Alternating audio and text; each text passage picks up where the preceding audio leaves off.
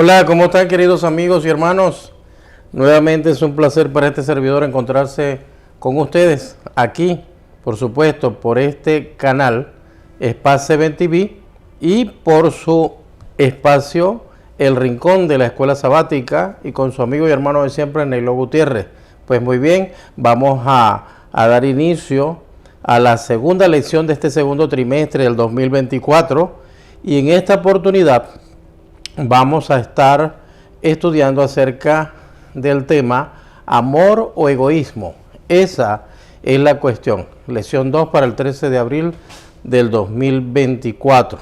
Muy bien, queridos hermanos, con el texto tema que lo encontramos en Isaías 41:10, vamos a conectarnos con el trono de la gracia.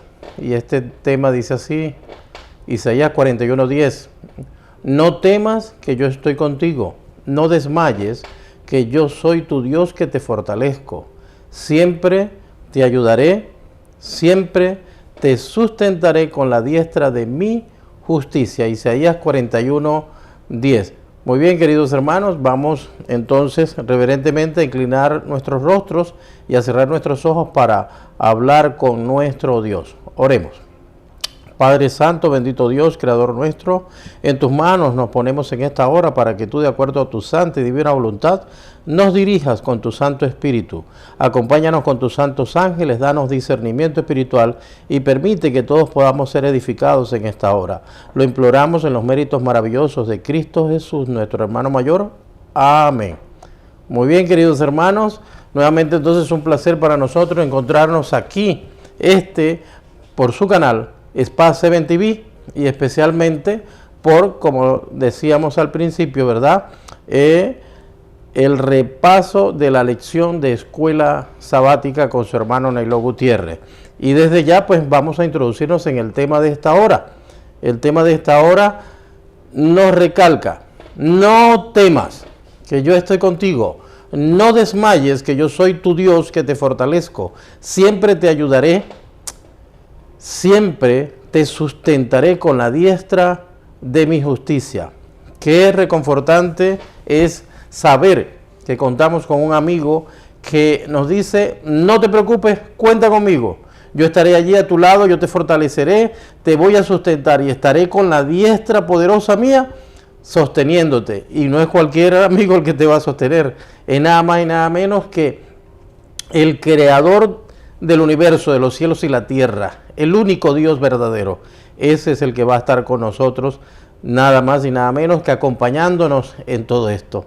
Pues muy bien, el tema de esta hora, que se llama amor o egoísmo, esa es la cuestión, está relacionado o basado en lo que fueron los acontecimientos con el pueblo de Israel. Sabemos que Dios vino a su pueblo y dice, a los suyos vino y los suyos no les recibieron, mas a los que les recibieron les fue hecho potestad de ser llamados hijos de Dios. Y estos hijos de Dios, ¿verdad?, fueron aquellos que definitivamente le aceptaron como su redentor. Pero la gran mayoría que estuvo esperándole, lamentablemente no confió en él, no creyó en él y se perdieron. Es así pues que en el año 70, lamentablemente este pueblo tan querido por Dios dejó de ser su pueblo, pero como nación. Israel ya no se contaría más como una nación para Dios, pero sí, por supuesto, sí pueden formar parte del pueblo de Dios. Todos aquellos que nos ponemos en sus manos podemos participar de esto. Amor o egoísmo, esa es la cuestión y el dilema que vamos a estar mirando. En el año 70, ¿verdad?, como decíamos, fue prácticamente el final para Israel como nación, aunque fue Roma la que arrasó Jerusalén y el templo. Sin embargo, había alguien más involucrado en esto que no se veía, pero que eran los poderes involucrados en esta guerra, como veíamos la semana anterior, que estamos imbuidos en un conflicto cósmico. Hay una crisis universal donde no estamos solos. Hay entes que decíamos también tratando de corregir, y si me equivoco, bueno, soy humano y me puedo equivocar, pero para mí no son seres sobrenaturales. Sobrenatural es algo que no existe, que no es natural, y para mí los ángeles son naturales, solo que son diferentes a nosotros, pero son naturales, son seres creados por Dios, son sus hijos también, y nosotros también somos criaturas de Él, o sea, somos todos hijos de Dios, solo que somos diferentes. Entonces somos diferentes a los ángeles, somos un poquito menores que los ángeles, como dice el libro de Hebreo, pero sin embargo ellos también son seres, y nosotros somos seres vivos, ¿verdad? Pero ellos son diferentes, son superdotados y tienen facultades que nosotros no tenemos. Ellos se pueden hacer invisibles y formar parte de nuestra vida, y es por eso pues que el mundo ha ido cada vez en debacle, porque ellos se han dado la tarea de desfigurar el rostro de Dios en todas sus criaturas, y como nosotros nos hicimos presa de ellos, entramos en este conflicto cósmico y pues nos han ido hundiendo cada vez más y más. Muy bien, por un lado Satanás incitó a Israel a rechazar al Mesías para luego reclamar su derecho a destruir la nación. Fíjense lo que hace Satanás: primero se hace amigo tuyo, te coloca en eso que él llama que es bueno, que es placentero, que es para tu gozo, que es para tu disfrute, que es para tu felicidad, y después que te ve destruido allí, entonces él mismo llega y te vende delante de Dios y pide permiso para destruirte. Ese es Satanás, es un enemigo increíblemente destructor, malévolo. Por otro lado, Dios avisó repetidas veces de las consecuencias de rechazarlo. Retrasó la ejecución de la sentencia, lo podemos ver en Lucas 13, del 7 al 9, del cual me voy a permitir citarlo en esta hora. Dice Lucas 13, del 7 al 9, y dijo al viñador: he aquí estos 3 años he venido a buscar fruto en esta higuera y no lo hallo. Córtala. ¿Para qué ocupa aún la tierra? Él entonces respondiendo le dijo: Señor, déjala aún este año hasta que cabe a su alrededor y la estércole. Y si da fruto, bien, y si no, la cortarás después. Aquí pues vemos, mi querido hermano, que Dios es misericordioso y se había llegado el tiempo. Esta era una profecía que Jesús estaba citando en ese momento, que se estaba cumpliendo prácticamente. Él había venido, había estado con su pueblo. 3 años y medio estuvo con su pueblo. Y dice aquí que a los 3 años, dice, 3 años he venido a buscar fruto en esta higuera y no lo consigue. No había manera de que su pueblo se arrepintiera, de que su pueblo diera fruto de arrepentimiento y que buscara a su Creador. ¿Y qué pasó? Dice que entonces dice: déjala aún este año, a ver si da fruto, y si no, la cortarás después. Así fue. En el año 34, poquito tiempo después, 6 meses después de que nuestro Señor Jesucristo fuera levantado en la cruz del Calvario y crucificado, a petición nada más ni nada menos que del pueblo al cual Él vino a buscar, a salvar y a redimir, dando su sangre en la cruz del Calvario. Ese mismo pueblo dijo: crucifícale. Pero no conforme con eso, después sus discípulos fueron a confesar que había resucitado y a proclamar el Evangelio. ¿Y qué hicieron con uno de sus diáconos, con Esteban? Lo apedrearon en el año 34, dando cumplimiento nada más y nada menos que a las 70 semanas que estaban determinadas sobre su pueblo, que nos había dicho el libro de Daniel, el capítulo 9, versículo 24, ¿verdad? Hasta 2300 tardes y mañana, dice Daniel 8:14, y de esas 2300 tardes y mañana habían 70 años, que eran 70 semanas, que eran 490 años, que estaban determinadas o cortadas de esas 2300 para su pueblo, para que el pueblo de Israel sellara su cierre como nación con Dios. Qué terrible, ¿no? Se cumplió al pie de la letra, dice. Y preparó aún un pueblo que es la iglesia, porque Dios es misericordioso. Allí levanta entonces la iglesia con los 12 apóstoles, con aquellos 70, con aquellos 120 que fueron a predicar el evangelio de 2 en 2, y con aquellos 500 que estuvieron con él en el Monte de los Olivos. Allí nos dice Hechos capítulo 1, versículo 11, cuando vieron a Jesús que se levantó en las nubes de los cielos, y los 2 ángeles le dijeron: Galileos, ¿por qué estáis mirando al cielo? Este mismo que es Jesús, que ha sido tomado de vosotros al cielo, así mismo vendrá como le habéis visto ir al cielo. Pues bien, ese Jesús que empezaron a predicar es la iglesia primitiva que se levantó con todos aquellos judíos que sí recibieron a Jesús. Fue un pequeño remanente, como decía Isaías, ¿verdad? Isaías decía, aunque Israel sea como la arena del mar, tan solo un remanente será salvo. En ese remanente que aceptó al Mesías, se injertaron, al dejar de ser nación, se injertaron en Cristo Jesús, la simiente de Abraham, para formar parte de ese pueblo pregonero, del Redentor que quita el pecado del mundo. Y luego en el año 34, por medio de Pablo, se lleva el evangelio a todas las otras naciones que estaban fuera, y ahora entonces los gentiles también tuvieron la oportunidad de participar. Ahora todos unidos en Cristo Jesús, porque en Cristo los dos pueblos, tanto los gentiles como los judíos, se hicieron uno para honra y gloria de Dios. De los dos pueblos hizo, dice Pablo, un pueblo.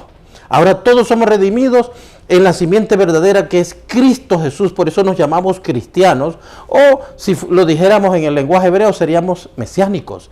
Judíos mesiánicos y gentiles mesiánicos, todos fundidos en unos. Mesiánicos y cristianos en el lenguaje griego. Muy bien, esta semana vamos a estar mirando, ¿verdad? Entonces, estos estudios que serían las lecciones de la destrucción de Jerusalén, donde vemos un Salvador con el corazón roto, cristianos salvaguardados por la providencia de Dios, lecciones de los primeros cristianos, fieles en medio de la persecución, asistencia a la comunidad y finalmente un legado de amor que nos ha dejado nuestro Dios. Seguidamente entramos entonces en las lecciones de la destrucción de Jerusalén, y el día domingo tenemos un Salvador con el corazón roto. Y dice Mateo 23:37, Jerusalén, Jerusalén, que matas a los profetas y apedreas a los que te son enviados. ¿Cuántas veces quise juntar a tus hijos, como la gallina junta su polluelo debajo de las alas, y no quisiste? Jesús lloró al acercarse a Jerusalén.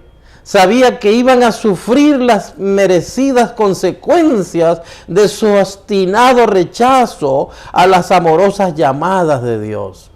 Lloró porque la tragedia podía haberse evitado, porque Dios nos ama tanto que no quiere que nadie muera, sino que todos vengan al arrepentimiento, que tengan vida eterna. Lamentablemente, la historia llegó a su punto. La historia nos dice que los judíos se rebelaron en el año 66 contra los abusos romanos. Las diversas facciones judías luchaban entre sí, mientras los romanos asediaban la ciudad. El año 70 todo acabó. Tito destruyó Jerusalén y el templo. 1 millón de judíos perecieron. ¿Quién estaba detrás? Satanás. Satanás incitando a pelear unos con otros. Lo mismo ocurre hoy, endemonia a los hombres para que unos con otros se maten. Están locos porque este mundo se ha encerrado en un conflicto cósmico y que se acabe con guerras nucleares, atómicas, sónicas y ahora supersónicas. Pero la historia no nos cuenta cómo Satanás incita a los judíos a la rebelión y a los romanos a la venganza. La destrucción de Jerusalén fue obra directa del diablo. Al apartarse de la fuente de vida, Israel quedó a merced de un enemigo que solo buscaba la destrucción y la muerte. Querido hermano, no es fácil ser presa del enemigo y salir victorioso. Pero Dios nos dice que si confiamos en Él, tendremos la seguridad de que Cristo peleará por ti y por mí. No tenemos por qué perecer. No podemos pelear con el diablo nosotros. Es imposible, no podemos ganar. Pero si nos ponemos en Cristo, Él pelea por nosotros y Él ya venció a Satanás, como estudiamos la semana pasada. La semana pasada estudiamos que no se halló más lugar en el cielo para Satanás porque lo destruyó Cristo. Y Él y su tercera parte de los ángeles fueron arrojados a este mundo. Pero ¿qué más? Las otras 2 terceras partes, que son más que una, con Cristo están con nosotros. Son los campeones y están dispuestos a ayudarnos y hacernos vencer y regalarnos la victoria que Cristo ya logró. Solamente tenemos que creer y aceptar a Jesús. No tenemos que hacer más nada. Eso es todo lo que tenemos que hacer. Lunes 8 de abril. Cristianos salvaguardados providencialmente. No temas, porque yo estoy contigo. No desmayes, porque yo soy tu Dios que te esfuerzo. Siempre te ayudaré, siempre te sustentaré con la diestra de mi justicia. Isaías 41:10. En su amor, Dios dio una oportunidad a todo aquel que quisiera librarse de la destrucción. Dio una señal: Jerusalén rodeada de los ejércitos. Cuando vieras a Jerusalén rodeada de los ejércitos, sabe que ha llegado el tiempo. Prepárate, confía en Dios. Cayo Cestio Galo cumplió esa señal en el año 66. El asedio fue levantado y el líder celote, Eleazar Ben Simón, persiguió a los romanos y los derrotó. Todo el que creyó en las palabras de Jesús aprovechó ese momento en el que Jerusalén se quedó sin vigilancia para huir. Todos aquellos que salieron, Dios no dejó que muriera ninguno. Pero aquellos que no confiaron en Dios, sino que confiaron en sus fuerzas, que quisieron pelear ellos mismos con Satanás, lamentablemente fueron destruidos. Pocos meses después, Nerón envió a Vespasiano para sofocar la rebelión. Desde el año 67 hasta el año 70, el asedio fue permanente.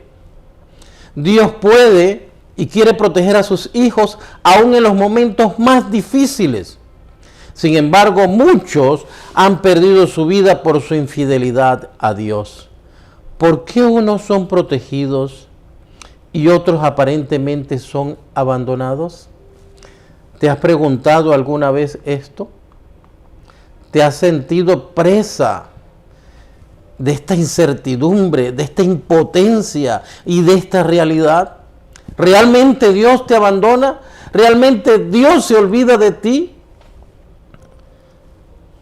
Miremos esta cita de Elena de White. La providencia misteriosa que permite que los justos sufran persecución por parte de los malvados ha sido causa de gran perplejidad para muchos que son débiles en la fe. Hasta los hay que se sienten tentados a abandonar su confianza en Dios porque Él permite que los hombres más viles prosperen mientras que los mejores y los más puros sean afligidos y atormentados por el cruel poderío de aquellos. ¿Cómo es posible?, se preguntan algunos, dicen ellos, que uno que es toda justicia y misericordia y cuyo poder es infinito, tolere tanta injusticia y opresión. Es una cuestión que no nos incumbe. Dios nos ha dado suficientes evidencias de su amor y no debemos dudar de su bondad porque no entendamos los actos de su providencia.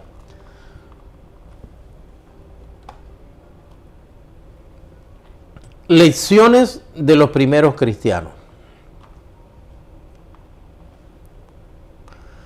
Muchas veces, porque no entendemos, preferimos desconfiar de Dios.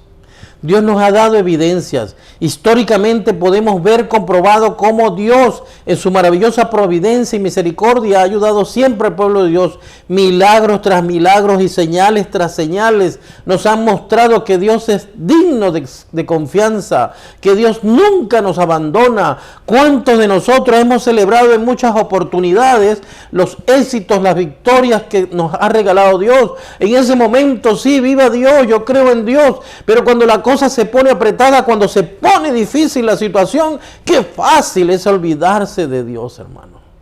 Qué terrible. Pero mientras tanto que estamos bien, estoy bendecido. Qué bendición. Y todo es bendición, y todo es bendición. Pero te aprietan un poquito y ya te fuiste. Se acabó la fe, hermano. Qué fe tan resfriada la que tenemos nosotros. Qué triste que seamos así. Pero sin embargo, Dios tiene misericordia de nosotros, ¿verdad? Porque a pesar de todo, hay pueblo de Dios. Así como pudo quedar un pequeño remanente de Israel, también sigue quedando un pequeño remanente de cristianos, los fieles en medio de la persecución. Veamos esta lámina. Las lecciones de los primeros cristianos fieles en medio de la persecución, dice Hebreos Hechos 3. Y Saulo asolaba la iglesia y entrando casa por casa, arrastraba a hombres y a mujeres y los entregaba en la cárcel. Tremendo lo que hacía Pablo. El currículo de Pablo era horripilante. Nadie le podía dar una prédica en una iglesia. Sin embargo, mire cómo Dios lo transformó. Por eso no podemos prejuiciarnos con nadie, no importa cómo venga ni lo que sea, asesino, criminal, drogadicto, homosexual, lo que sea, no importa el pecado que tenga alguien.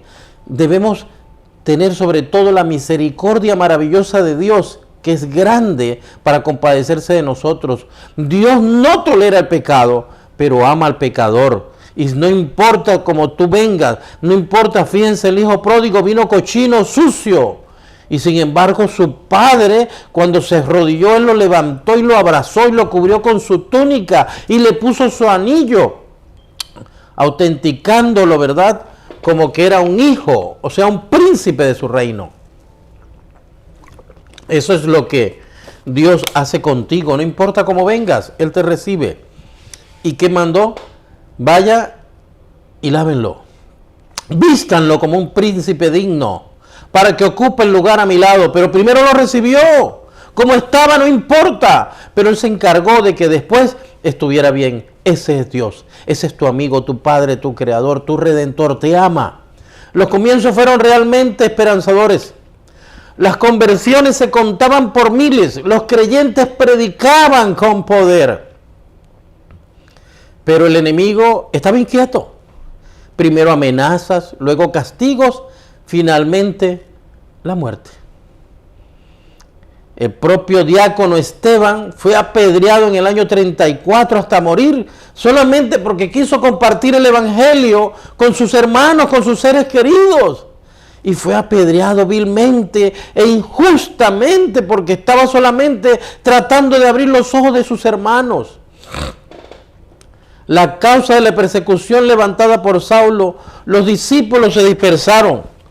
Pero lejos de apagarse la luz gracias a la fidelidad de los creyentes, esta brilló con mucho más fulgor a través de todo el mundo conocido para ese momento. Jesús había dado a su iglesia una comisión y el poder para llevarla adelante. Ningún poder físico o espiritual puede detener el avance del evangelio. Si Dios está a nuestro favor, nadie podrá estar contra nosotros, dice Romanos 8:31. Sí, mi querido hermano y amigo, Dios nos ama y está dispuesto a hacer por nosotros lo que ni nosotros mismos hacemos por nosotros. Dios está dispuesto a hacerlo todo. ¿Qué más puede hacer Dios? Dice el libro de Juan, capítulo 3, versículo 16. Porque de tal manera amó Dios al mundo, que ha dado a su Hijo unigénito, su Hijo eterno, a morir por nosotros, para que todo aquel que en Él cree, en esa sangre que se derramó en la cruz del Calvario, tenga vida eterna. Quieras o no, estás metido en este conflicto cósmico. Quieras o no, o te pones de un lado o te pones del otro, no hay término medio. Si te quedas tibio en el medio, vas a ser vomitado. O eres frío o eres caliente. Dice el Señor allí en Apocalipsis 3, ojalá fuese frío. Porque si eres frío, estás en el mundo, sabes por lo menos que no estás con Dios y que tienes que buscar a Dios. Pero qué triste es la condición de aquellos que están en la iglesia y creen que ya tienen el cielo ganado. Siguen con sus pecados guardados porque creen que por estar en el edificio de la iglesia están cubiertos. Querido hermano, no es así. No es así. Les invito a que lean Lucas capítulo 13 del 1 al 9 y verán cómo los judíos estaban allí mostrando que si los galileos hacían esto y aquello y que si eran destruidos no eran destruidos.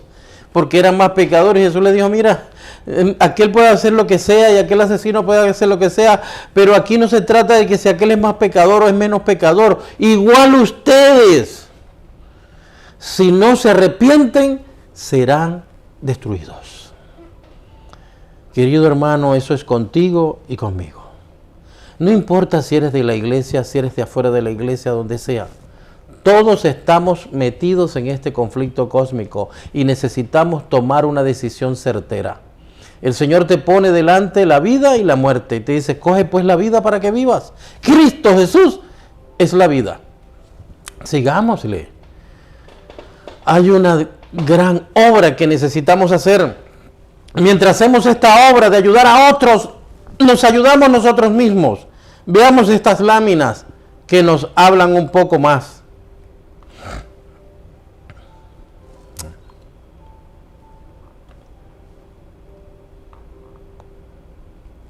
Disculpen. Ok, el día miércoles, asistencia a la comunidad. Dice Hechos capítulo 2, versículo 45. Y vendían sus propiedades y sus bienes y los repartían a todos según la necesidad de cada uno. ¿Qué efecto produjo el evangelio en los primeros cristianos? Creían en la doctrina de Jesús. Los que tenían el don sanaban a los enfermos. Tenían en común todas las cosas.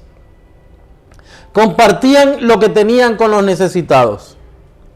Tenían reuniones públicas. Tenían reuniones en las casas donde celebraban la cena del Señor. Los judíos celebraban la Pascua.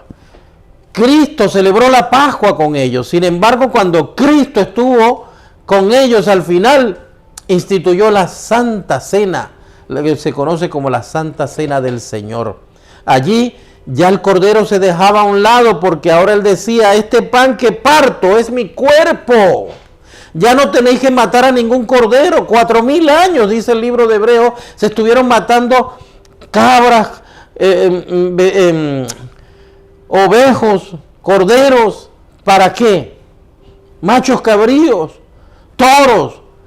Dice, la sangre de todos esos 4000 años que se mataron no te limpiaba del pecado. Solamente, como dice Colosenses capítulo 2, era la sombra que te mostraba el verdadero cordero que quita el pecado del mundo. Cristo Jesús, Apocalipsis 13:8. Cristo Jesús estaba ya en persona, no necesitábamos matar más corderos. Dicen las escrituras de los judíos que ese día el cordero que iban a matar se escapó, mostrando que Cristo es el verdadero cordero que quita el pecado del mundo. Y en esa Pascua fue Cristo quien verdaderamente vino a cumplir la sombra de aquel cordero que se mostraba durante 4000 años como el cordero que quita el pecado del mundo. Cristo derramó su sangre con un solo sacrificio de una vez y para siempre. Pero algunos quieren hoy seguir sacrificando corderos, volviendo a sacrificar a Cristo, no sabiendo que Moisés, por golpear la piedra 2 veces que representaba a Cristo, era como que lo sacrificaba 2 veces, le costó que no entró a Canaán. Imagínate el pecado que es esto. Tengamos cuidado, hermanos, y reflexionemos sobre este asunto que no es cualquier cosa. Cristo no necesita morir otra vez. Un sacrificio fue suficiente para que Cristo te limpiara a ti y a todos aquellos que quieran aceptar su sacrificio para ser redimidos por la eternidad. Tenían reuniones en las casas donde celebraban la Santa Cena. Vivían con alegría y sencillez de corazón. Alababan a Dios. Como embajadores de Cristo imitaban a Jesús. Al preocuparse por las necesidades de los que le rodeaban, se ganaron el favor de todo el pueblo. Al igual que entonces la iglesia debe caracterizarse por el amor de los cristianos entre sí y por la preocupación por su comunidad. Necesitamos entregarnos a nuestra comunidad, a nuestros vecinos, a los que nos rodean y mostrar ese Cristo que vive en tu corazón para que otros tengan la oportunidad también de disfrutar de este evangelio que te da vida eterna. No podemos ser egoístas, necesitamos mostrar amor porque la palabra dice en esta lección, amor o egoísmo. No es egoísmo, no es exclusivismo, no es para mí solo, es para la colectividad, es para mis hermanos, para los que me rodean, mis compañeros de trabajo, de estudio, mis vecinos, mi familia, todos necesitan conocer este mensaje. Es un amor que tiene que salir de nuestro corazón hacia afuera para que brille la luz de Cristo. En esto consiste, señores. Necesitamos un legado de amor.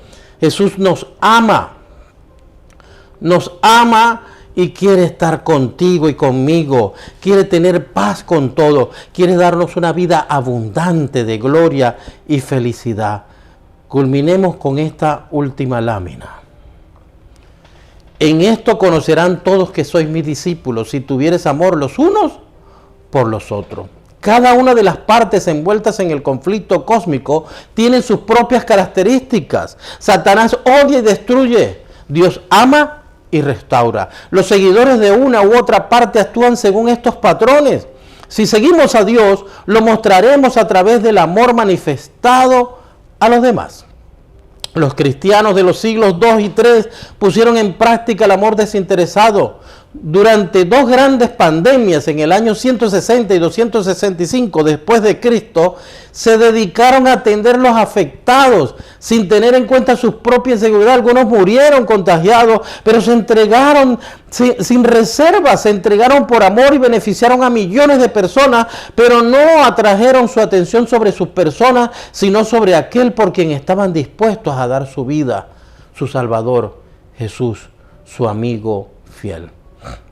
Es el privilegio de toda alma ser un canal vivo por medio del cual Dios pueda comunicar al mundo los tesoros de su gracia, las inescrutables riquezas de Cristo. No hay nada que Cristo desee tanto como agentes que representen al mundo su espíritu y carácter. No hay nada que en el mundo necesite tanto como la manifestación del amor del Salvador mediante la humanidad. Todo el cielo está esperando que haya canales por medio de los cuales pueda derramarse el aceite santo para que sea un gozo y una bendición para los corazones humanos. Querido hermano, ¿estás dispuesto a entregarte por Cristo? ¿Estás dispuesto a servirle? Yo quiero, y espero que tú también quieras. Ahí donde estás, ponte en sus manos y permitamos que Cristo nos tome. Señor, tómanos, haznos tuyo, edifica nuestras vidas, transforma nuestra vida podrida y mala, haznos masa nueva, haznos un nuevo pan, un pan que dé vida a los que nos rodean. Guárdanos, Señor, te lo imploramos en Jesús. Amén. Mi querido hermano, hemos llegado al final. Si te ha gustado este tema, no te olvides que este es el rincón de la escuela sabática con tu hermano Neiló Gutiérrez y que estamos saliendo por este canal Spa7 TV.